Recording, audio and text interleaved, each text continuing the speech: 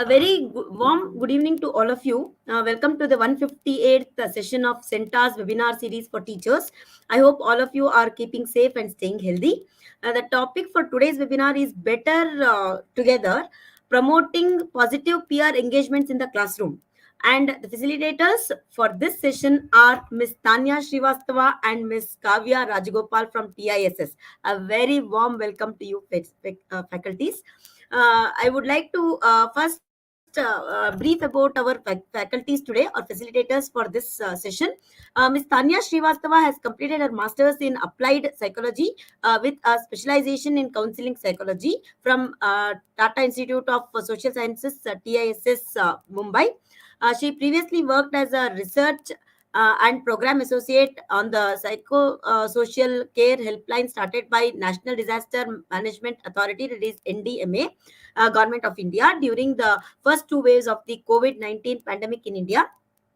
She also co-authored a research study titled Psychosocial Support for Individuals Diagnosed with COVID-19, Experiences of Volunteer Counselors from India with NDMA and REHBAR, a field action project of TISS. She is currently working in the capacity of a program officer with School Initiative for Mental Health Advocacy, that is SIMHA, TISS.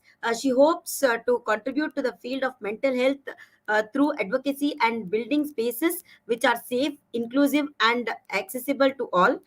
In her leisure time, Miss Tanya likes to listen to music, travel to offbeat places, watch movies, and bake banana bread. A very warm welcome to you, ma'am.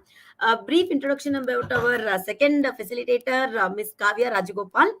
She is a program officer at SIMHA, and also she is an educational psychologist who recently graduated from Christ University, Bangalore. Her commitment to advocate for mental health friendly schools and build capacity in stakeholders to nurture theirs and others' well-being stemmed from her experience as a Teach for India fellow and a research and training associate. She has worked in schools and NGOs as a teacher, teacher trainer, researcher, curriculum and resource designer, and a school counselor also. In her spare time, Miss Kavya enjoys playing basketball and badminton, painting, dancing, learning languages, and taking part in adventure sports. A very warm welcome to you, ma'am. Before I hand over the session to the facilitators, I would like to inform all the teachers that they will receive the participation certificates for the session. So please do fill out the feedback form that will be shared with you towards the end of the session. And this session will end by 6:30 p.m. So the feedback form will be shared few minutes earlier to that. Yeah, ma'am, I'm handing over the session to you, ma'am. Thank you so much, Harsha ma'am. Good evening to all teachers and thank you for being here with us today. I'm Tanya Srivastava, Program Officer at SIMHA. It stands for School Initiative for Mental Health Advocacy. And with me co-facilitating the session today is Ms. Kavya Rajgopal, who is also a Program Officer at SIMHA.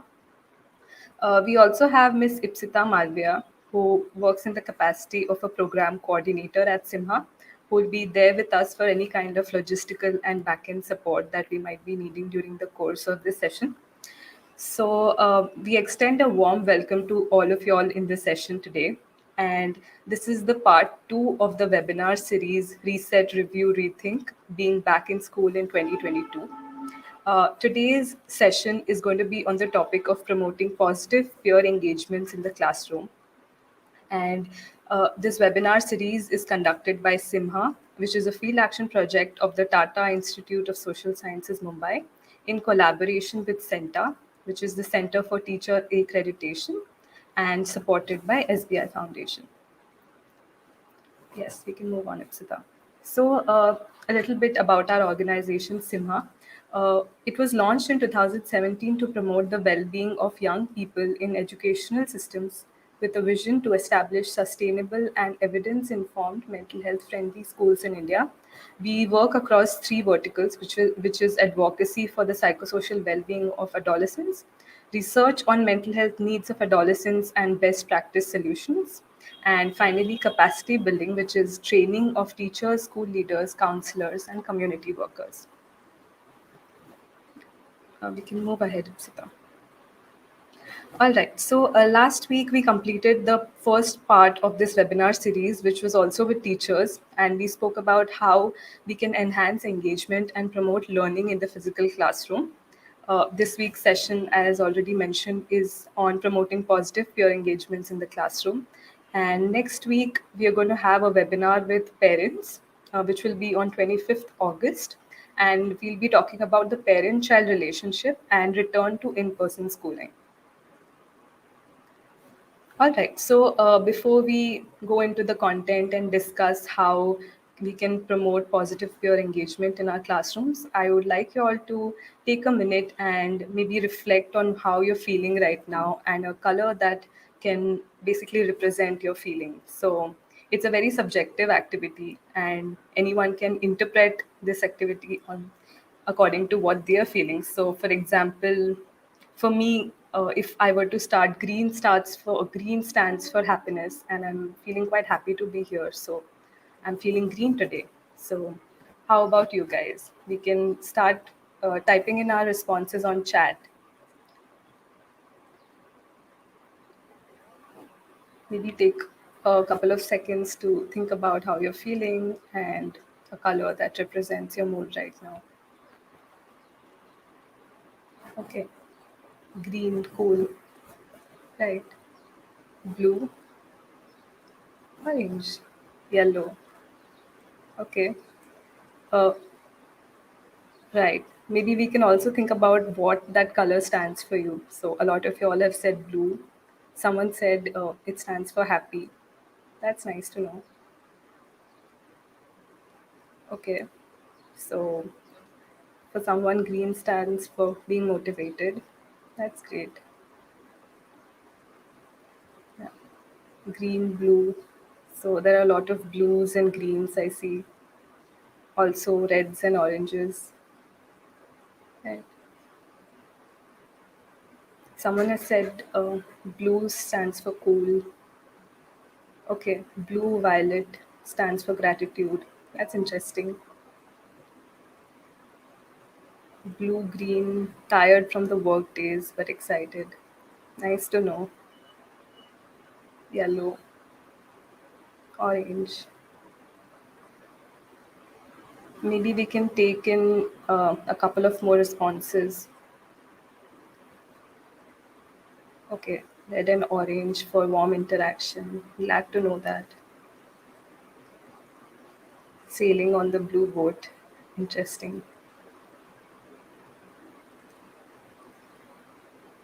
Yellow. All right. Thank you so much, all of you all, for participating. I think we can keep reflecting and put it on chat in case we haven't yet. Meanwhile, we can move ahead with the content. We got a nice idea about how you all are doing. Thank you so much for your enthusiasm and responses. So, just an overview. In today's webinar, we'll be going over the importance of peer engagement and basically how the pandemic has brought about a transition in terms of peer engagements in students. And finally, some pathways and strategies that we can incorporate to enhance or foster peer relationships.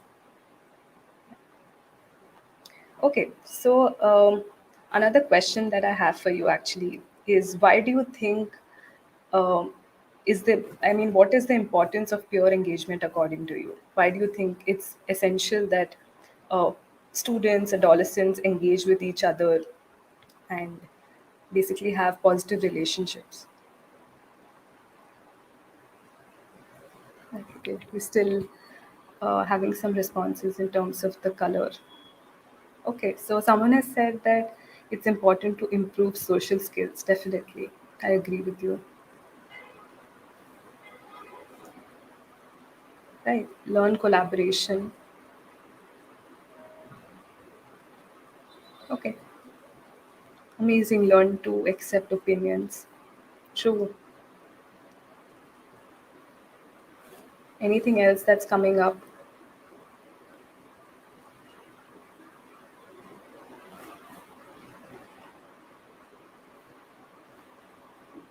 Build confidence in mixed groups. Exactly. It also provides a healthy competition.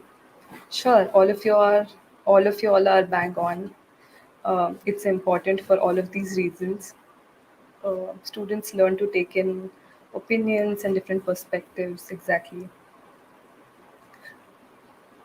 Okay, so we can move on to the next slide, Ipsta.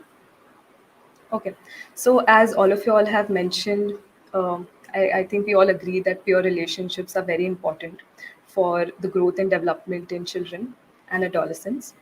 Essentially, the relationship that children and adolescents share with each other is bidirectional and egalitarian, right? So it's one of the few relationships in their lives that where all of these participants or children have equal ownership, and it's a two-way kind of relationship where they are equally responsible. And through their conversations with their peers, they also learn a lot of social skills like taking the perspectives of others, being mindful of what people others are basically feeling, and problem solving, and also being included in different groups. It's also essentially a personal world that they share with their friends. And in this world, they get the freedom to sort of explore who they are and be who they want to be. And peer relationships are also associated with increased time in structured activities, right? So a lot of times these interactions are in the form of collaborative play. So children learn to sort of collaborate with each other, take in different point of views and perspectives. When it comes to adolescents, that is particularly a stage where they are also sort of moving away from their family members and forming closer relationships with their friends and peers. So it's very important that they seek that sort of emotional support from their friends. And uh, these relationships are also important for socialization, right? So friends influence each other in terms of the norms and values that they uphold, also in terms of the knowledge that they share. So that's why it's often said that we must choose our friends wisely. So we also get to learn a lot of good things from them. Most importantly, it offers a kind of social support. So children feel supported when it comes to their friends. They feel confident to share about how they're feeling, whatever they would want to. And it's also seen that poor peer relationships lead to feeling of loneliness. So when children don't have friends, they can also tend to feel sad, lonely, and it's also a risk factor for peer rejection. They might also feel socially anxious and sometimes engage in maladaptive behaviors.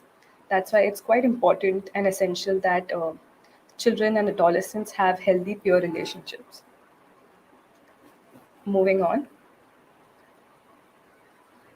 So, we've seen how peer engagement has been impacted over the past 2 years, right? So, if we were to see how the pandemic has affected peer relationships, uh, essentially, children, it was difficult to find people closer to their age for children, right? So they were confined within a small space, just with immediate family or relatives. So there were lesser opportunities for them to go out, make new friends, or continue to maintain existing friendships, especially for students with difficult home lives, like those having to see abuse or violence in their homes.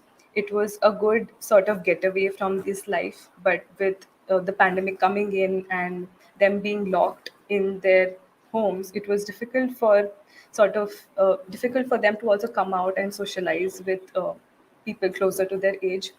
There was also a loss of school structure, so children lost out on a lot of routines that they were following earlier. Protocols were changing continuously when it came to the COVID pandemic. Earlier, there was online schooling, then they started coming back to schools. And when the cases started rising again, we went back to online schooling. So, with all of these changes, it might have been difficult for students to continue with their peer engagement and also form new friends and maintain existing friendships. Also, when it comes to school transfers, I think a lot of migration was also brought about by the pandemic, due to which children might have lost out on their old peer groups, and they might be having having difficulty in sort of forming new friendships. So the impacted areas have definitely been in terms of fewer positive engagements, right? Then again, to do with fewer interaction with their peers. So they did not have the opportunity to engage with their peers as much. Might have also led to increased negative interactions. So we saw a lot of increase in bullying, which was translated to cyberbullying during the pandemic, because again, they did not have the opportunity to interact very positively uh, with students their age, and they might also be facing a lot of apprehension, feelings of being confused when they come back to their school spaces.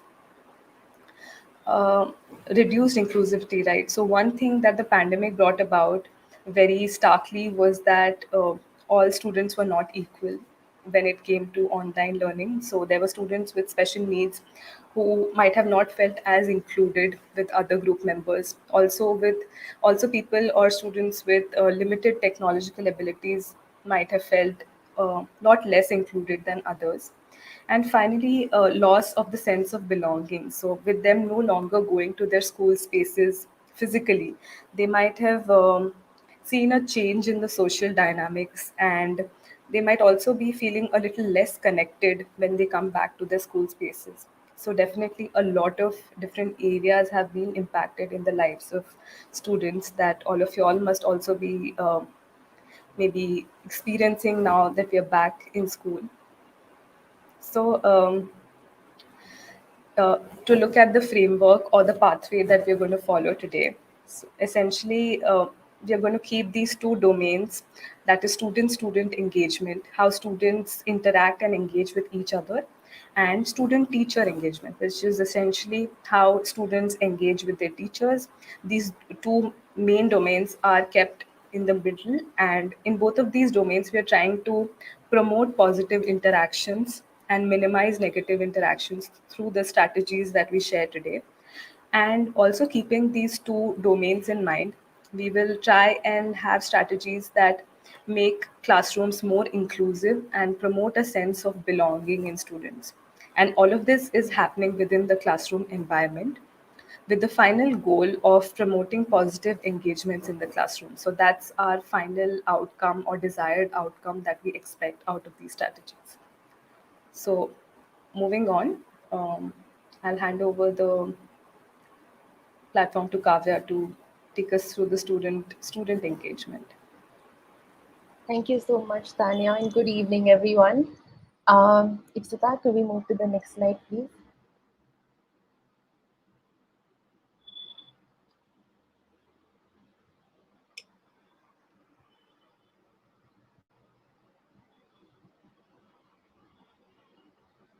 Ipsita, am I audible? Can you hear me?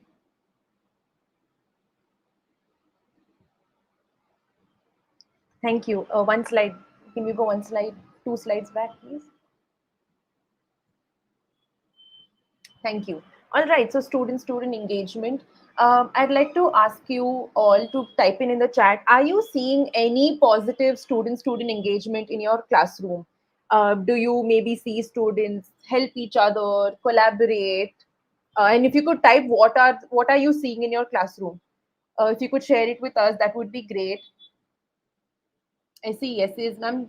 And so, could you tell us um, what are you seeing in your classrooms? Are students helping their peers in academics, maybe uh, with interpersonal skills? Yes, teamwork. Thank you so much for sharing. An essential part of students supporting each other is usually in collaborative environments. Helping the slow learner, exactly. Not they would also feel better helping, but they would also be revising what they're learning.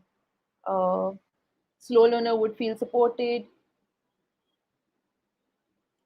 right? They're learning IT skills from each other. Now that we all know how important these skills are, we're all trying to learn teamwork, helping each other, Peer group correction, that's right. We feel less threatened when a peer corrects us than a teacher.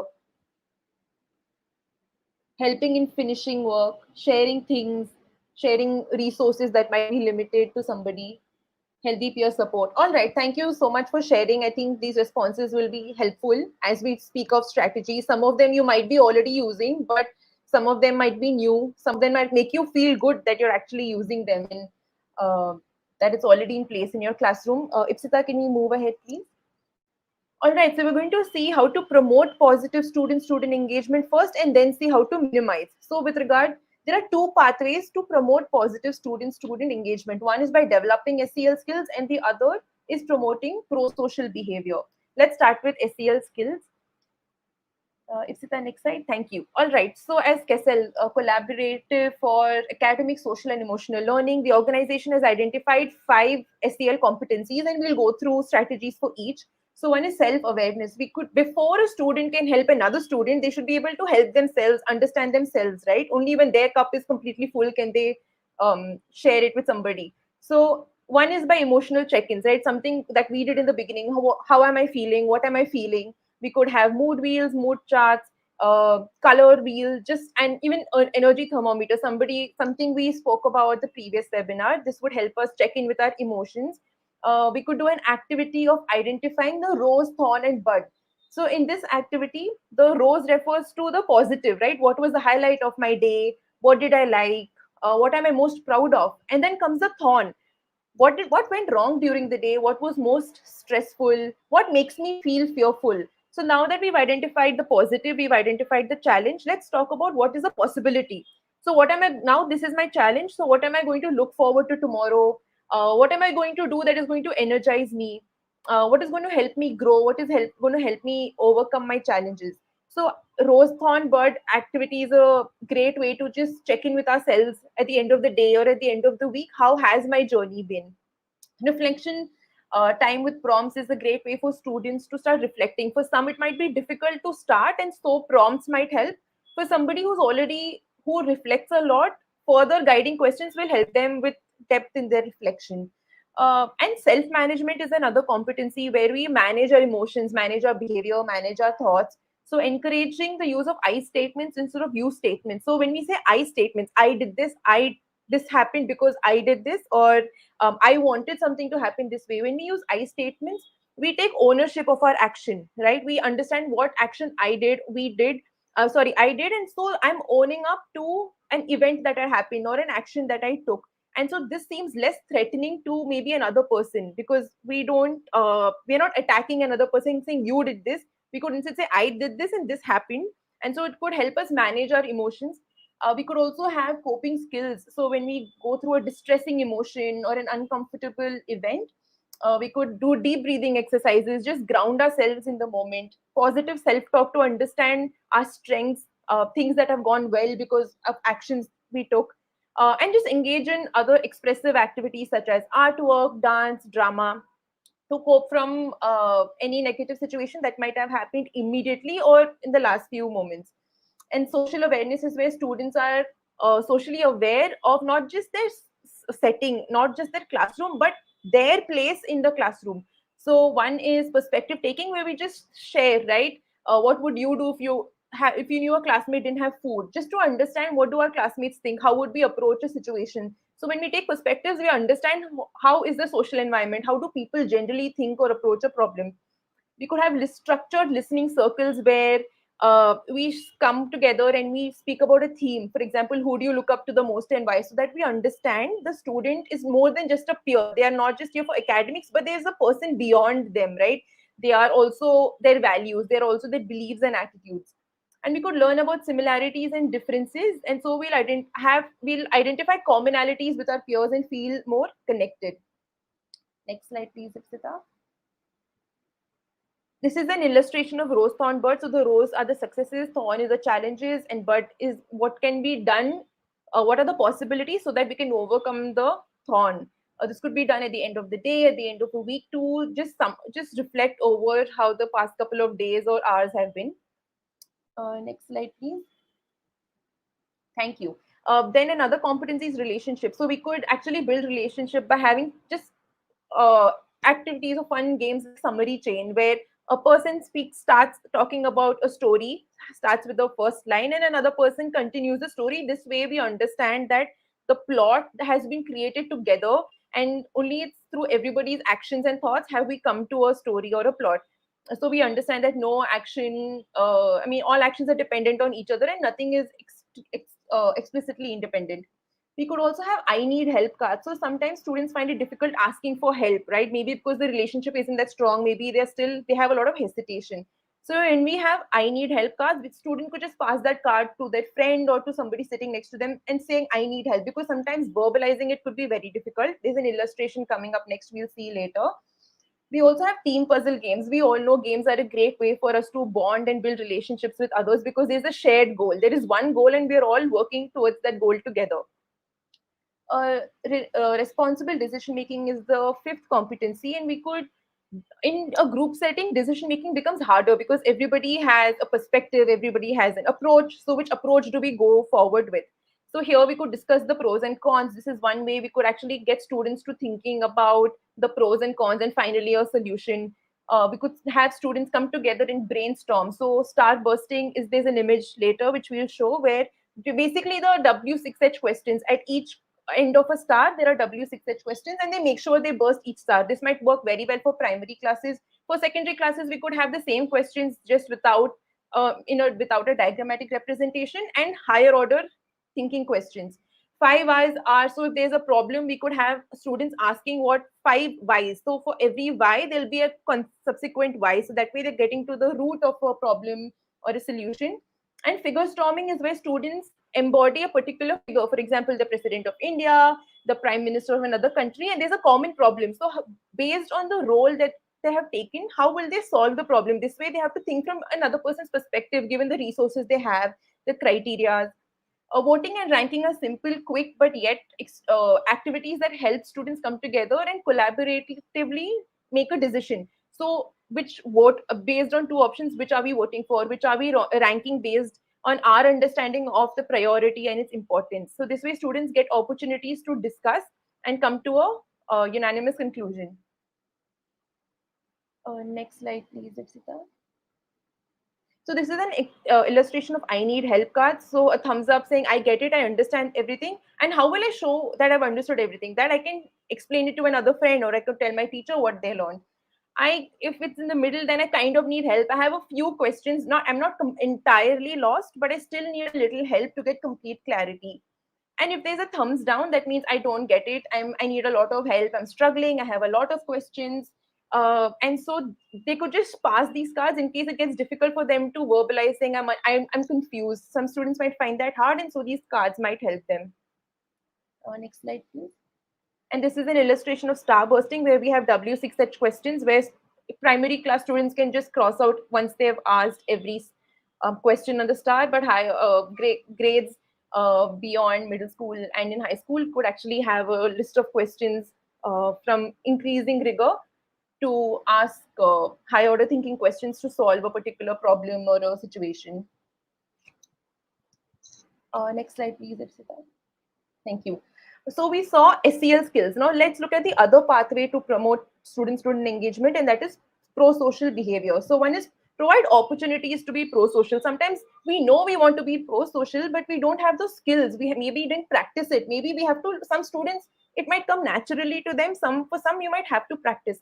So give them a limited resource, right? Get them together in a group and give them limited resource and ask them to share, encourage turn taking, so that they're able to construct or arrive at the final outcome that has been elicited in the beginning. Give them a weekly kindness mission so that there are opportunities. Now that I've learned how to be pro-social, I also need opportunities to do that consistently. Sometimes it might not naturally turn up in a day, but for some students, there needs to be explicit and structured opportunities and activities to do that. So open a door, greet a teacher. These could be just themes of a day or task for a day, or for some it might, after one point, students will be doing this by themselves, where they check in with a friend they haven't spoken to, or give somebody a compliment for maybe an act of service they did, or something they succeeded in, right? Often when we get students together, we see that they get competitive. It's very natural for that competitive streak to come, but we also need them to understand to be cooperative. And so cooperative games are or a great way to transition from competition to cooperation. So treasure hunt, and all this comes because there's one shared goal. There's a goal that everybody has to achieve. They have to perform together, so they're accountable. Each one's actions are extremely important for the team to succeed. So treasure hunt is a fun way to play. I mean, build cooperation. It could be educational, where you have treasures based on different seasons, different character cues. If you want clues from different stories they read, just to arrive at at a conclusion. So that way you could incorporate that prior knowledge as well. And class relays are a way to just, maybe one student can come do one part of a math sum, the other student then relays and finishes the sum. So that way they understand, to reach the end of the sum, they all have to take part and give in their input. And it's quite known that students look up to to teachers, and so it's encouraged for teachers to model pro-social behavior. So through your own actions in the classroom, outside the classroom, and a lot of students, especially in primary grades, they learn from stories, from characters they see on TV, from videos they might have seen, or from stories they might have read, very common names, right? So we could keep referring to those characters. What did they do? How did they feel? How did the others feel? Even videos. But for adolescent students, they are stories and videos that are much, at length, and they have a lot more meaning. So we could still have those students decode such stories and videos, because adolescents also learn a lot by visualizing people their age doing such actions, right? They get inspired, they get influenced. So we could really tap into that aspect and provide them with stories and videos that could help them understand how to behave, how might the other person feel if such pro-social behavior is extended. Next slide, please. Thank you. This is an example. Somebody just wrote random act of kindness every day. This is just a kindness wall, very similar to what you shared, where there are envelopes for each student, and it's just encouraged. You could always write a note and put it on the envelope at the end of the day or the week. Let's just check what we've received, what we are hearing from our peers. This means that I, as a student, I am being seen by people in my classroom. I am being noticed. I am being appreciated for things that I've done. So this will help students just be pro-social. There is no rule, there is no compulsion, but they would want to go do this for their peer. Next slide, please. All right, now that we spoke how to promote positive pro-social behavior and peer engagement, we also need to acknowledge that there are existing negative student engagements, right? So on your chat, in the chat, could you please share, are you seeing any negative student-student engagements in your classroom, maybe in the school? Are students maybe not getting along with each other? Are there concerns regarding peer relationships? If a few of you could share, that would be great. We would love to know what's happening in your schools. What are you experiencing as teachers?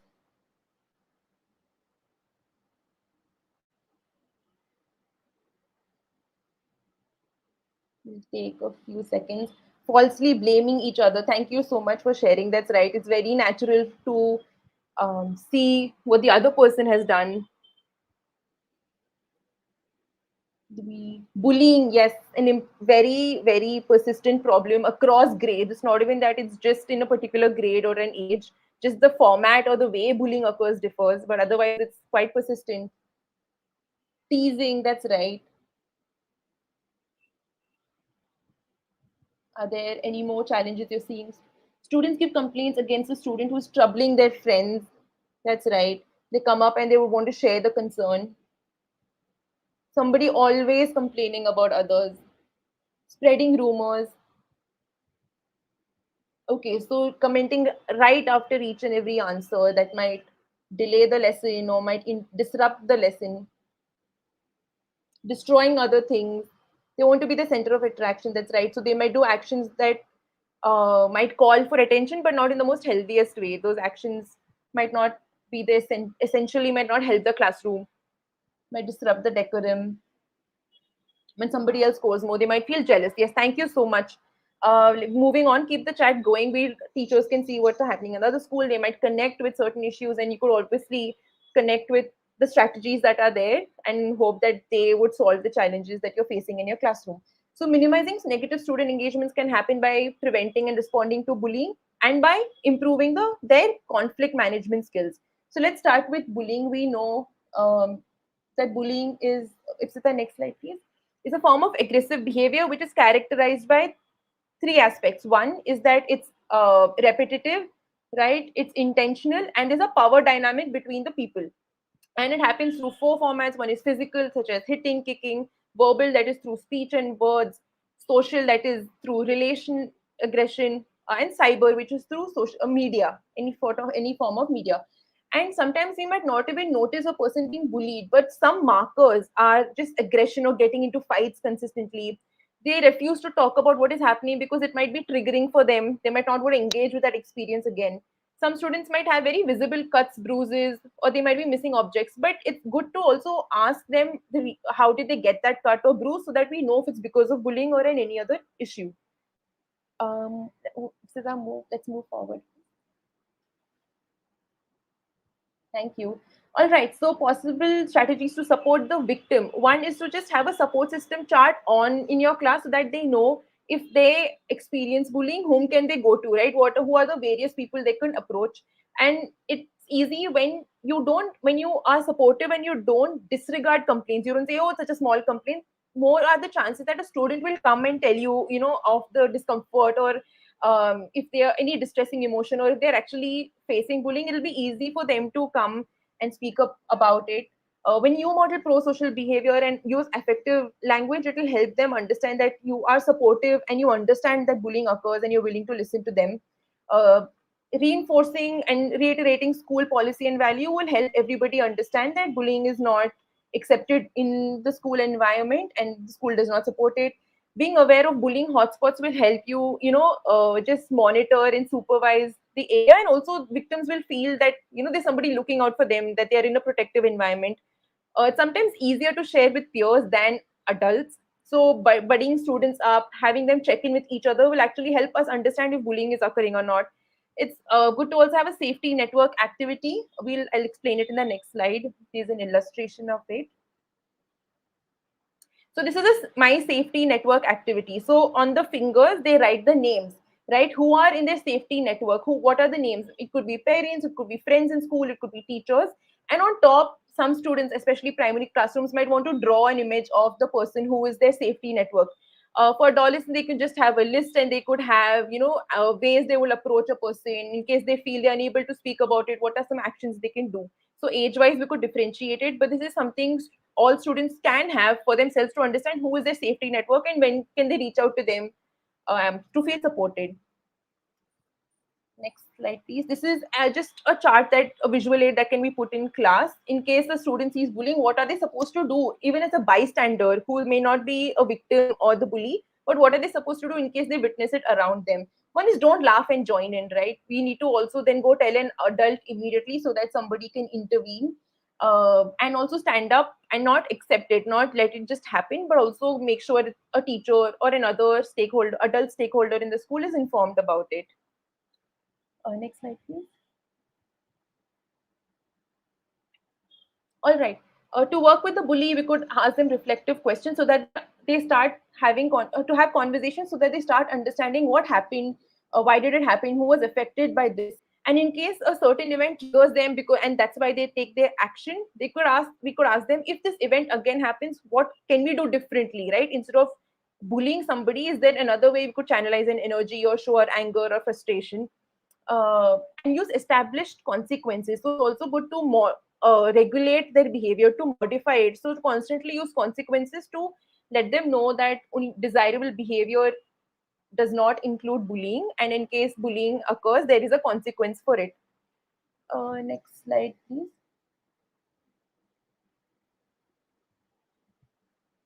All right. So bullying is when it's intentional, right? A person intends harm to somebody else. But sometimes conflict might not be intentional. And that's when conflict management comes in. Sometimes students might just not get along with each other. They don't mean harm, but it's just not, just two parties are unable to come together.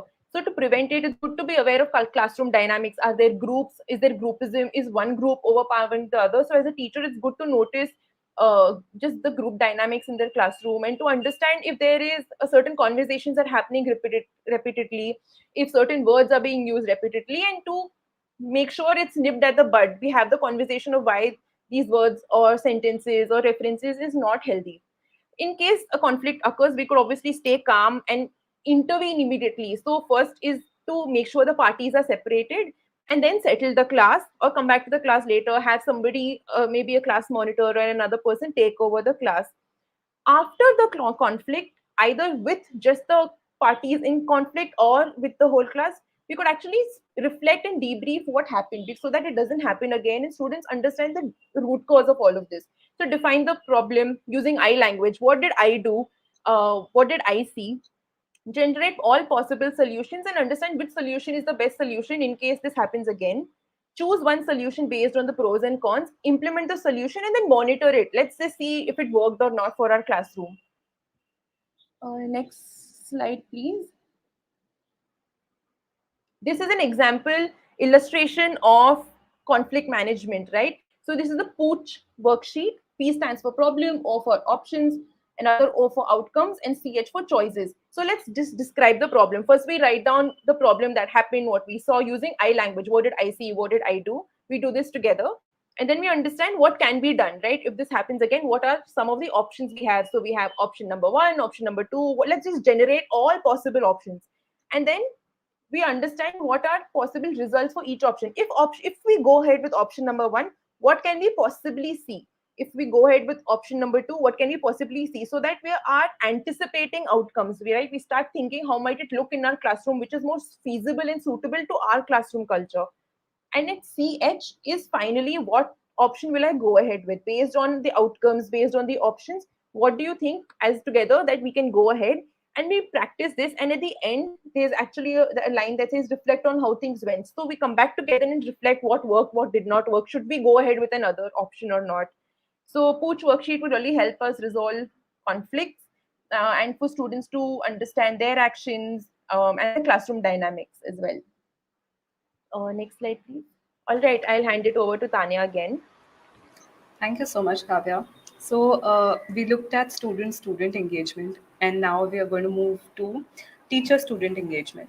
So some of us might be having the question that how does teacher-student engagement basically help to enhance peer relationships, right? Do you think that teacher-student is important? Teacher-student engagement is important? Ipsita, can we move to the next slide, please?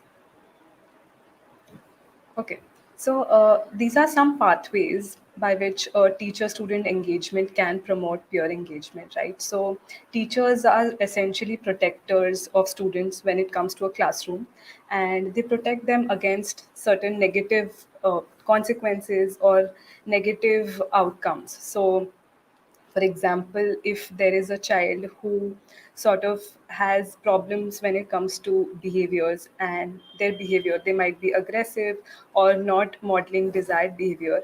And it's seen that when they have a close bond with their teachers, they tend to, the chances to externalize their aggressive behavior towards other peers kind of reduces.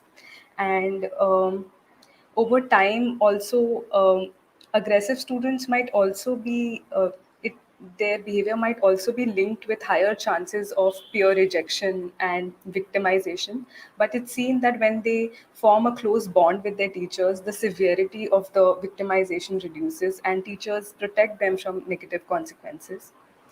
Teachers are also architects in terms of how the class structure is going to be like, the social dynamics of the class. So um, in terms of the strategies that they incorporate to create an environment of inclusivity and manage the behavior of the students, they tend to have a large influence on how the classroom is going to look like. And finally, unknowingly or unknowingly, teachers are great influencers in the lives of peers. So whenever, when there's a preference of students with a particular teacher, it also leads to higher chances of peer acceptance. So it's important as teachers that we sort of praise our students more and make every student feel included, because what our opinion is about the students also influences their engagement and the engagement of other peers in the class.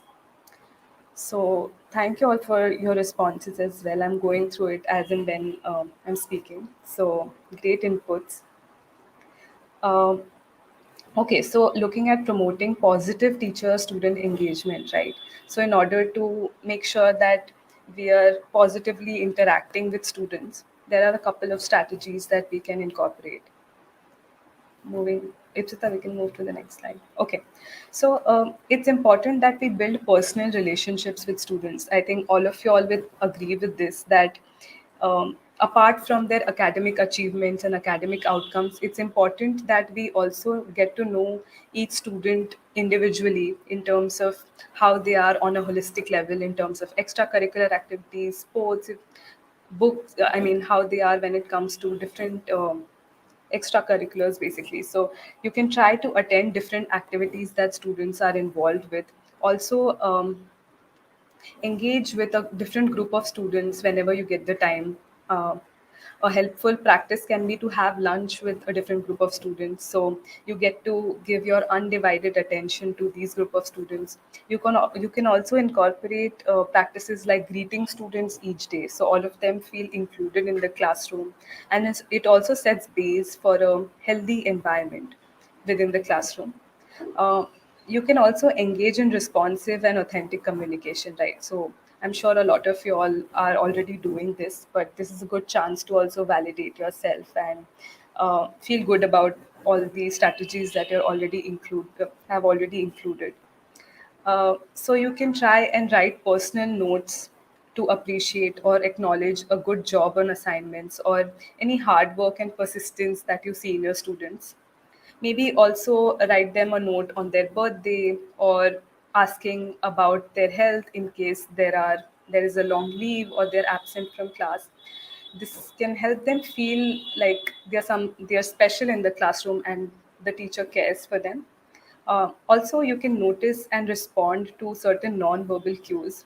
Students might not always verbalize what they're feeling, so it's important to also notice small things without saying much. So maybe an example here is, whenever you see that students are not engaging in class as much as you want, you can maybe change the tone of the voice, and that can re-engage them, back to what's happening in the class.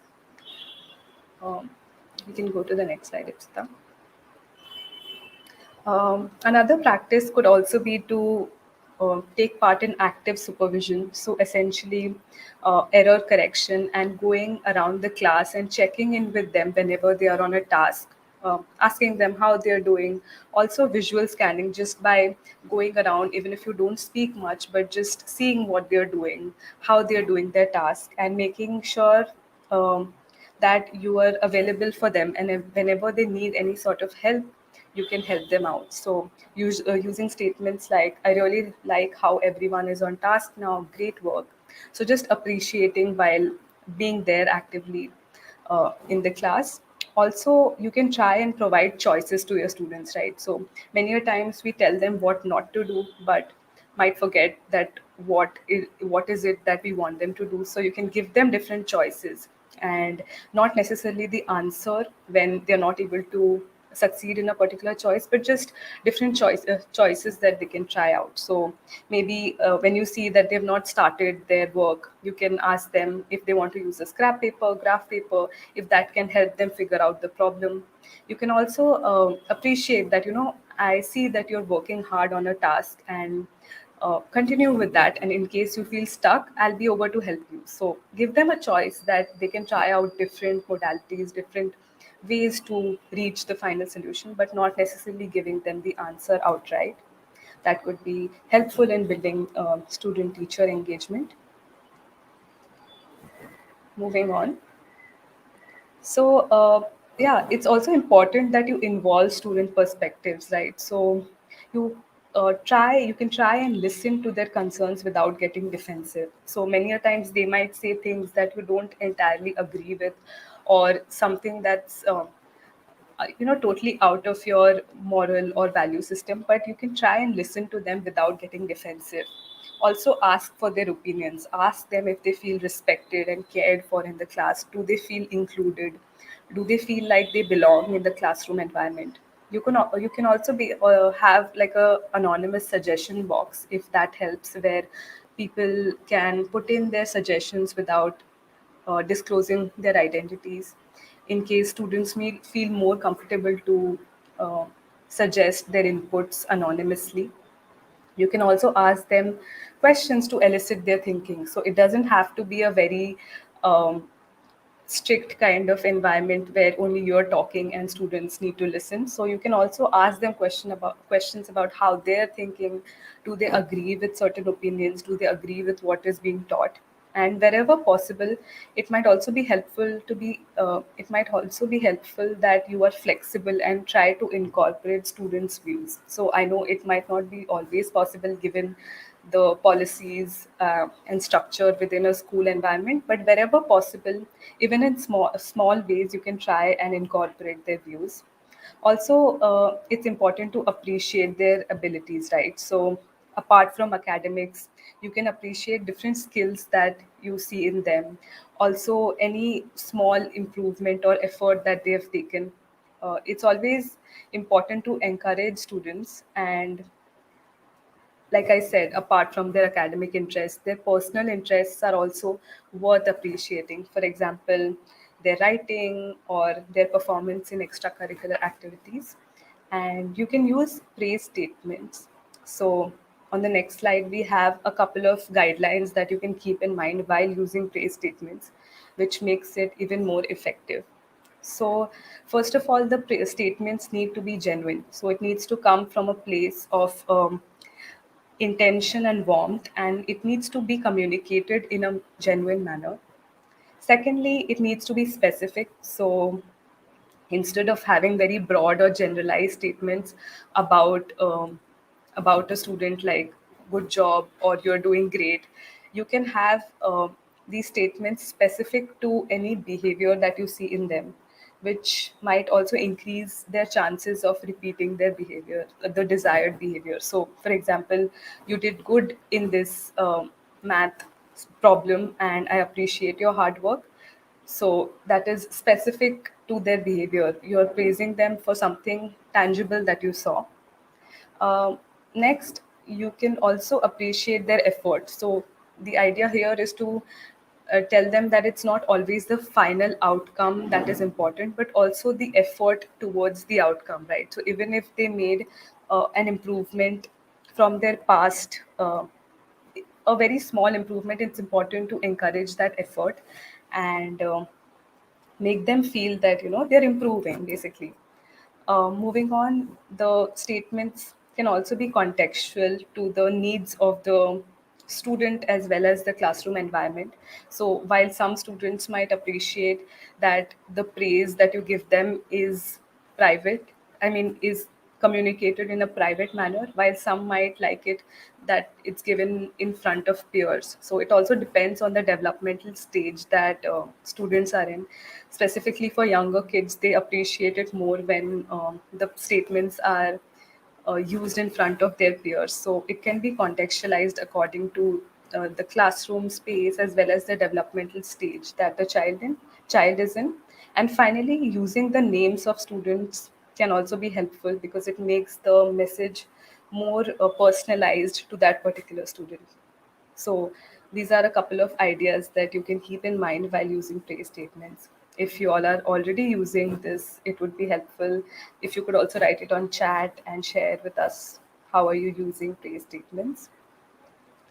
Right. So moving on, we spoke about how we can maximize positive teacher-student engagement, and now we look at how do we minimize negative interactions between the teacher and the student in case that's happening intentionally or unintentionally. So we can go to the next slide, Chita. Okay, so instead of using negative statements, like you're late, you're not listening again, or a direction to stop a behavior, just stop that, and using a very rude, maybe it's unintentional, but not a very polite manner, a polite way in which you're putting out these statements, we can use corrective statements, right? So maybe use a neutral tone of voice and facial expression. Maybe sometimes it's very unintentional and we might not be in control of how we are putting forward our statements, but we can try to have a neutral facial expression and tell them that please stop, calling out in class is not acceptable, or any particular undesirable behavior that you're targeting. Instead of just telling them what is not acceptable, it's also important to tell them that what you want him or her to do, right? So instead of telling them statements like please stop that, tell them what you want them to do. So maybe the same example where you tell them that calling out in class is not acceptable, you can tell them please remember to raise your hand to share your answer, right? So you also give them the choice or the agency that this is what we want you to do. And finally, it's important to immediately reinforce the student. So when you see that you have made a corrective statement and the student is following that, immediately try and reinforce. So tell them, thank you for your quiet raised hand, appreciate them that they've taken in your feedback. So this can basically minimize negative interaction between the teacher and the student. And moving on. All right. So we can also try and avoid backhanded phrases, right? So these are nothing but phrases, but also have a negative connotation attached to it, right? So when you say that you didn't mess up as badly as you did yesterday, you are giving them a compliment, but it also has a negative tone that, reminding them that they didn't do a task properly initially. So avoid these kind of statements and appreciate the behavior as you see it. Um, you can also pivot attention from inappropriate behaviors and praise appropriate behavior instead. So often in class, we might notice that all our attention is sort of focused to a child or a group of children who are not behaving in an appropriate manner, and we tend to get frustrated because of that. So instead of focusing our attention on that student or group of students, we can try and divert our attention to appropriate behavior. So in the same class, we might see that another group of students or a particular student is behaving in a desirable manner. So we can divert our attention to positive behaviors and appreciate that. We can also avoid threat or punishment. So instead of punishing them or giving them a threat, we can use a timeout procedure, which has been quite helpful. So you ask them maybe to take some time out, and it can be followed by a discussion that why did you incorporate a timeout. So that is more helpful when they get to reflect on their behavior and have a discussion around that. Moving on to the next slide, Ipsita. Okay. So it's also important to build conversations with the child showing difficulty in classroom. I'm sure all of you all are already doing that. So some students might need more attention than the others, and they might be facing difficulties in the classroom. So you can make it a practice that you spend some time talking with the challenging student, ask them to also state their opinions, give them the space to talk, and appreciate them for improvement or efforts that they're taking. And finally, it's also important to monitor our own unintentional behavior. So while we might not be intending to talk to the student in a rude manner or raising our voice, but often we can't always control our anger or frustration. So maybe we can reflect on these kind of behaviors, so we can be aware of our facial expression, body language, and verbal replies when we are speaking to a student, because we don't know how it can affect a student and their feelings. So it's important that we also be mindful of how we are expressing um, our disappointment or something that we're not okay with. Okay. Moving on. All right, so I'll ask if Kavya to come again and talk to you about the classroom culture. Thank you, Tanya. And okay, so classroom culture. So we first spoke about peer to peer, then we spoke about teacher and the student, and now let's talk about the classroom culture as a whole. What can we do? What can peers do so to sustain their classroom culture so that it's inclusive and it has a sense of belonging for everybody? Let's move ahead, Ipsita. Thank you. So, classroom culture is important because one, it promotes collegiality, right? That means students feel accountable to each other. There's a rapport, right? On the chat, a lot of people said rapport is important between student teacher, but even between students is extremely important, and between all students. So that way, classroom culture will help students build rapport with each other, have a common goal that they are working towards. It would encourage equal partnership across contexts. So often we see students taking equal parts, playing equal roles, abiding by the rules during games and activities, but they don't know how to support each other during academics.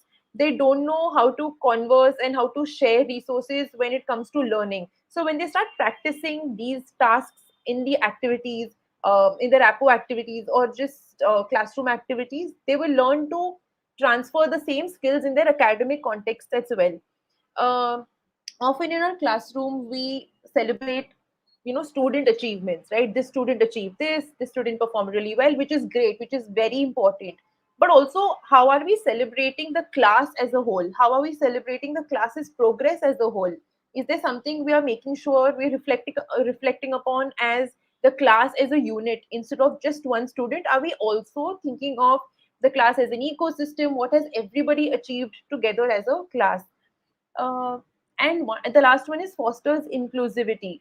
So that is, are we making sure our students, not just teachers, but also our students, making sure that everybody feels included? Do their peers with different interests feel included, with different abilities feel included?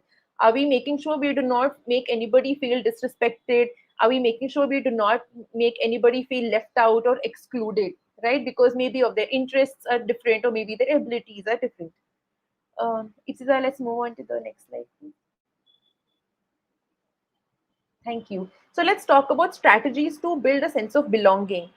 One is introductions. A lot of students might be coming to the school for the first time. A lot of them will be returning after a long time. And there's been a gap of 2 years where they might have not been able to just get to know their classmates, right?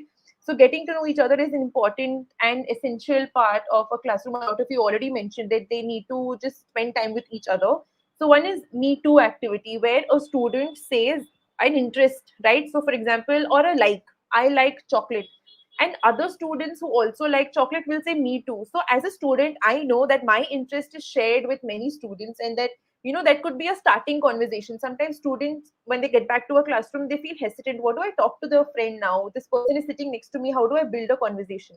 So Me Too activity is helpful because they know there's a common topic, a common interest, and so they will start speaking about it. It'll be easier for them. Tell Us is another activity which has an illustration on the next slide. We'll go to it in a bit, where we just pass on chits of different colors, and based on the color, the chit that you get, you will tell us one thing about yourself. So we'll have a chart paper in the classroom. For red, you will tell us about your family. For green, you will tell us about your favorite holiday.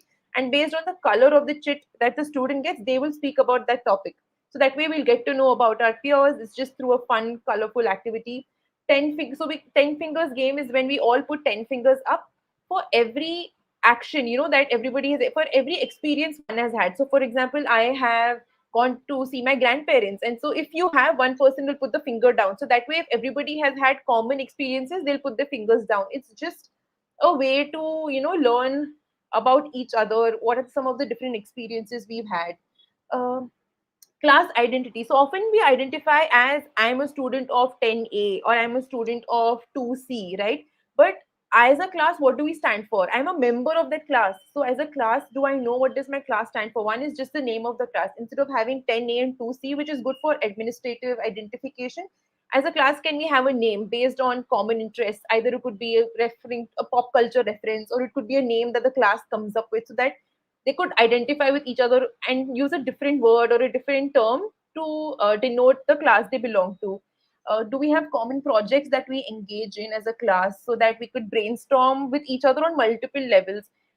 Do we have chants and mottos? So, in case we want to, if the theme of the classroom is respect, do we have a chant or a motto that we say in the beginning of the day that reflects the theme of respect or hard work or grit?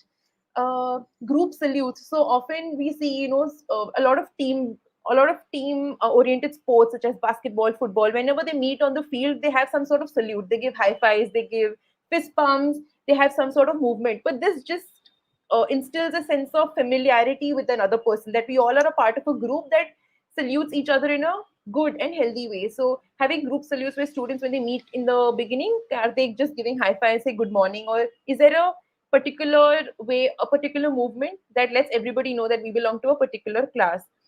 Um, Also, we are members of a classroom, right? The classroom is not just of one teacher and 40 students, but it's of everybody. Everybody has a unique identity that they're bringing to the classroom. So can we have if the school permits, can we have students pictures in the classroom wall to make sure, to instill a sense of membership that I am a member of this classroom? If not their photos or pictures, could we have just their name and personality traits or their likes and dislikes, so that students know that they are being visible, they are seen by their peers know them, and there's a reference that a particular place in the classroom that makes them feel like they belong and the classroom is theirs. Can we have achievements? Can we keep celebrating not just student achievements but class achievements? And during our lesson, can we keep going back to those achievements? Can we keep referring to it, so that we make sure we're appreciating our students' efforts beyond the classroom through the school year? Can students take different responsibilities so that they take ownership of their classroom space? So is there a attendance tracking team? Is there a resource manager, so that they feel, this is my class and this is how I contribute to my class? We often have student goals, right? Each student goes through their own goals. Sometimes the student goals are up on the wall so that everybody can take notice of it. But do we also have class goals? As a class, what are we trying to achieve? If there is a theme in the class, such as hard work, or creativity, whatever the theme is, do we know what are we going to achieve at the end of 1 month as a class, maybe academically and even through other actions? So, and are we tracking those goals, right? So is the class goal visible as well? Student groups, we often have study groups that students with different either learning levels or subject interests are put together, and they engaged in academic activities. But we also have interest communities in our classroom, where students, if 2 or 3 students are interested in dinosaurs, do we encourage them to just go read up on the animal or on the mammal, or any, if they're interested even in just movies, are they going and learning about it, coming back after 1 week and sharing what they've learned? Do they have passion projects that they're working on together? If their passion project is photography or just learning about the Mughal emperors, are they actively collecting information, coming together and doing about it, sharing their information, so that they just bond with each other?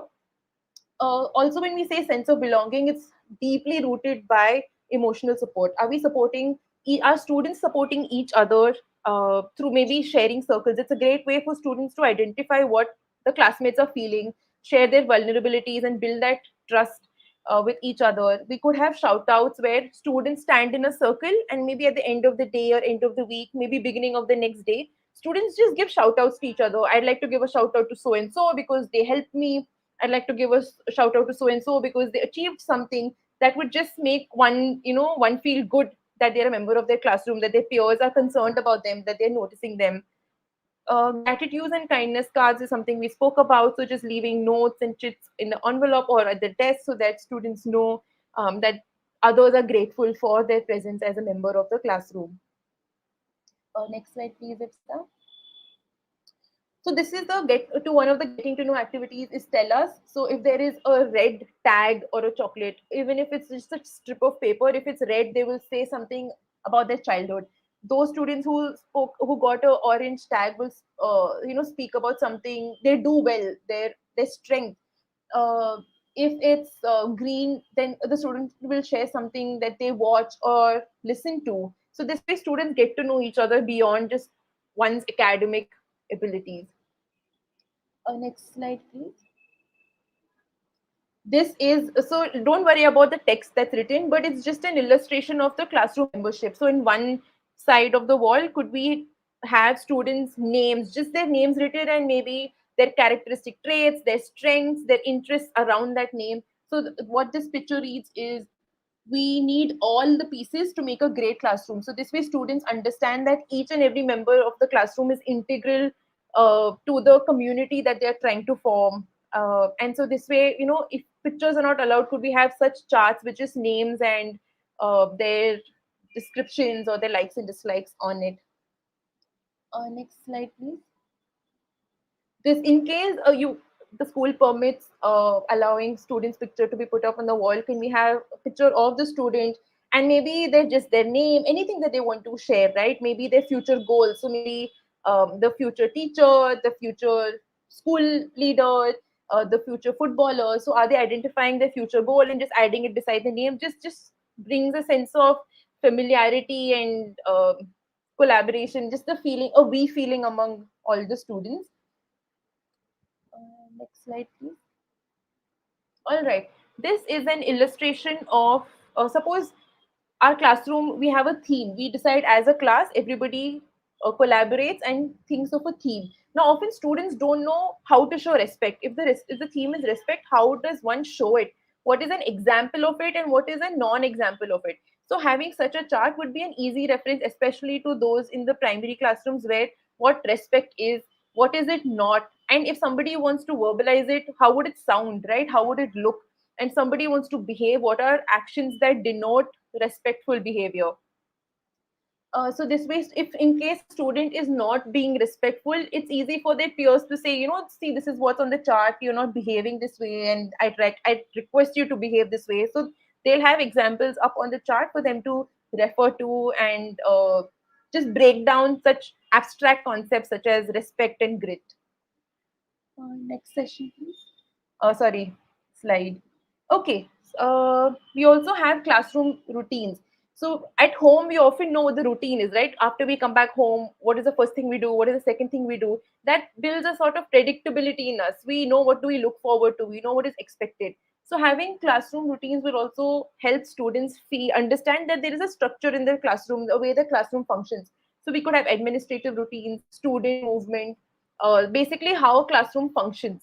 We could have classroom classified communication such as scoreboard. If their classroom goal is mentioned, are we tracking progress? Are we making sure we know things that we've gone well, things that have not gone well, things that we have to achieve as a class?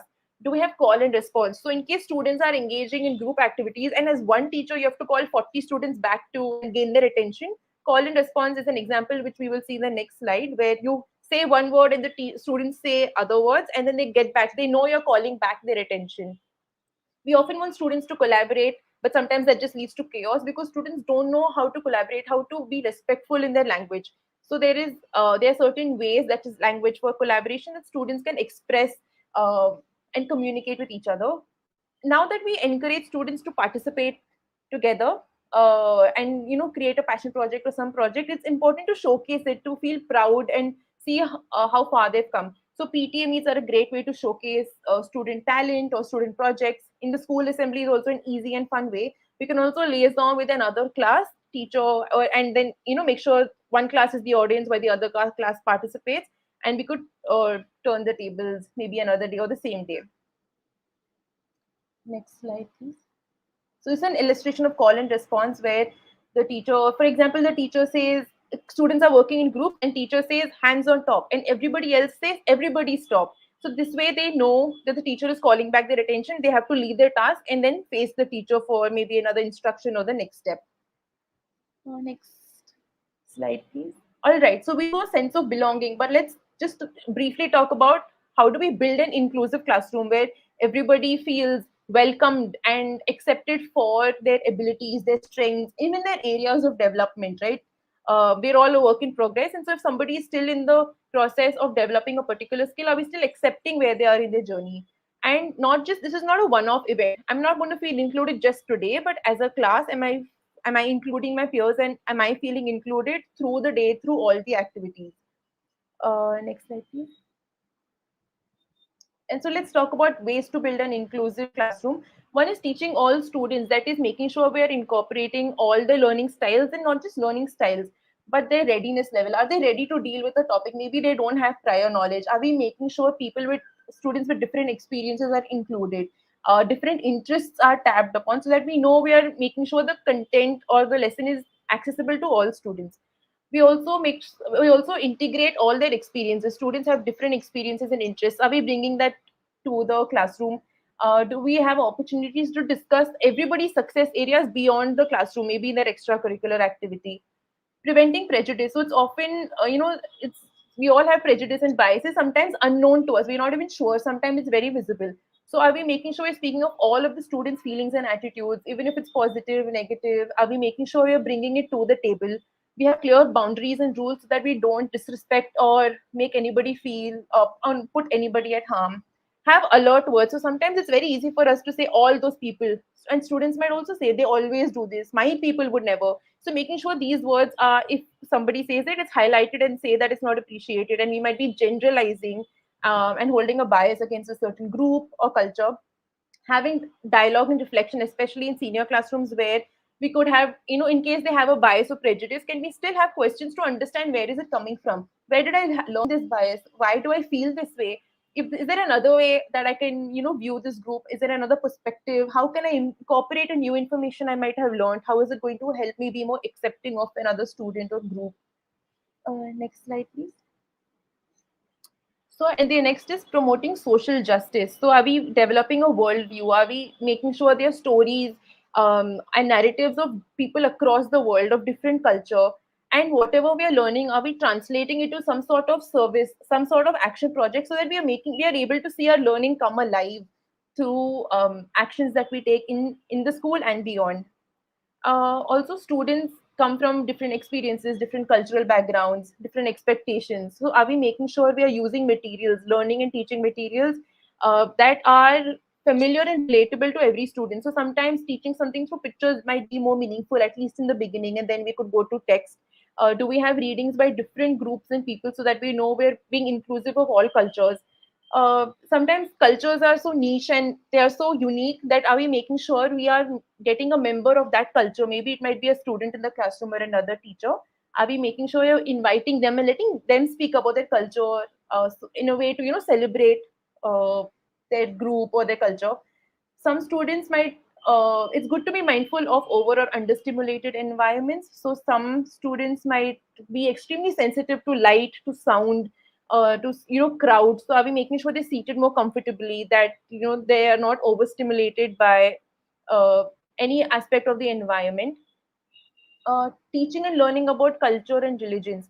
So here we encourage students, now that we're decoding biases and prejudice, how do we learn more about our bias and prejudice as well as somebody else's? Especially in higher classroom, are we giving them guiding questions to decode this? Are you saying that, could you give me an example? These questions will help students know that their questions is out of curiosity and not from an intention to attack somebody or demean somebody's culture. So probe questions and ask for evidences, such as, what are your reasons for saying that? What other information do we need to know, so that we know it's a progress? Maybe I had a bias, maybe I had a prejudice, but am I deconstructing it? Am I thinking of an alternative? Am I being more mindful of my thought and my words? So that's one. And another way to celebrate all culture and religions is to celebrate all holidays. This need not be a school-wide event. This need not be very elaborate, but are we just making sure, if we are just at least saying, this is, this day stands for this, this is how they celebrate it, and that's good enough? Are we reading text with different holidays and understanding how do people celebrate it? What do they do? What do they not do? Why do they do that? So that we are just being appreciative and mindful of multiple cultures and religions that we have around us. It's the next slide. That's it. We come to the end of our session. I'd request everybody here to just take 2 minutes and reflect for yourself. In case you feel comfortable and you would like to share, that would be great too. What is one thing maybe you want to start? Maybe you were not doing it in your classroom based on all the strategies we discussed. What is one thing you want to start doing in your classroom? Maybe what is one thing you want to stop doing? Maybe you've been doing it, but it doesn't seem the most, it doesn't seem healthy for your classroom anymore. It's not maybe the right way, not the right direction. What is something you want to stop? And what is one thing you want to continue? You've been doing it all these days and it's working well, and now that we've spoken about it, you're sure it's going to help your classroom, it's going to help you as a teacher and all the students. So what is something you want to continue? So what is something you want to start, stop, and continue? Some people have already shared, and thank you for sharing your responses, not just at the end but through the session.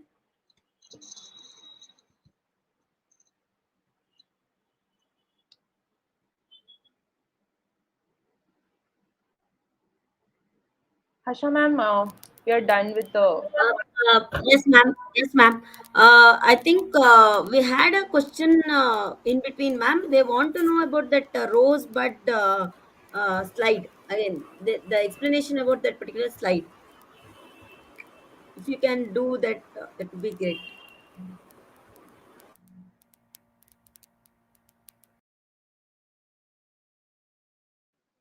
Okay, so the rosebud thorn activity is a simple activity just to understand oneself, understand how an experience has been, how a day has been at the end of a week. So the rose signifies all the successes. So what has gone well, uh, what what went well, what are my successes, what did I like, what am I most proud of. So these are just reflective questions for somebody to think of their successes.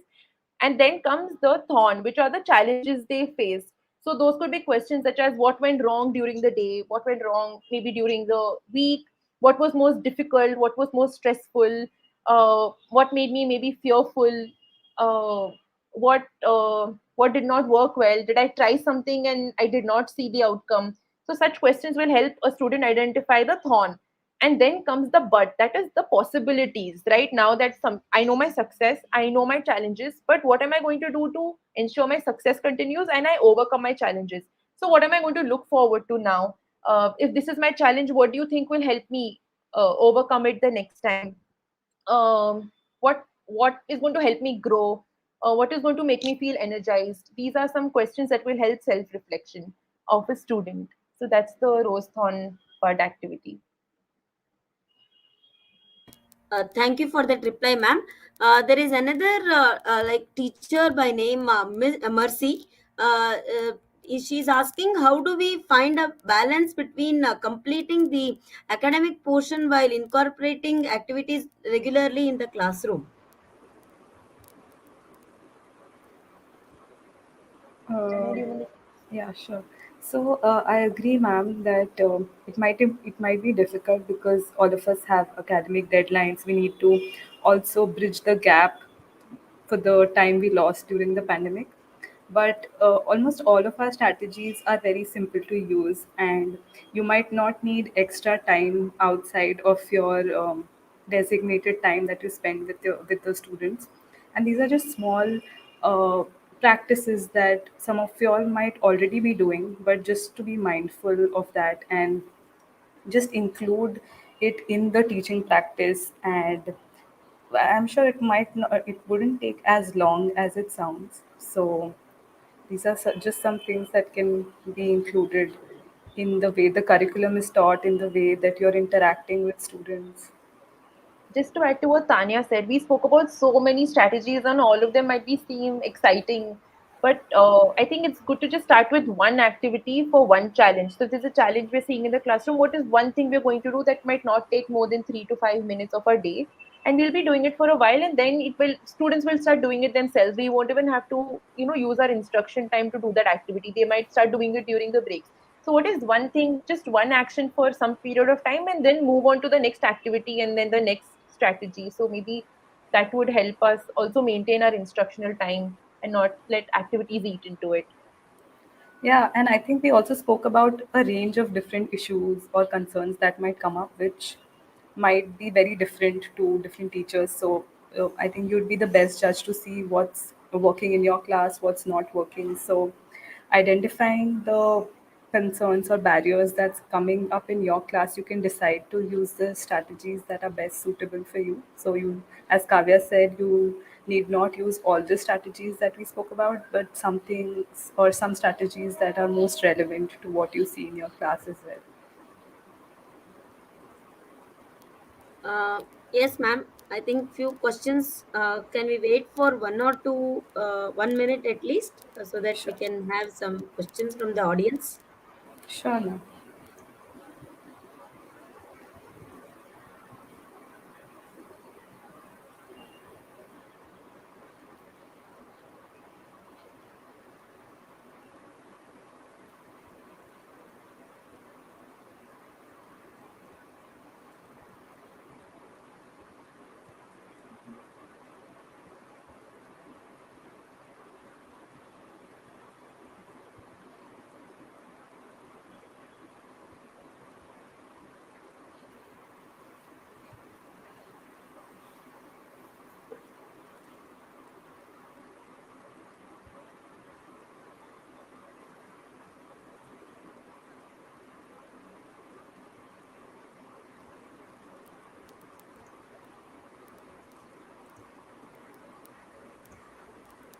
Ma'am, there are so many appreciation towards the webinar, ma'am, the session, the whole session.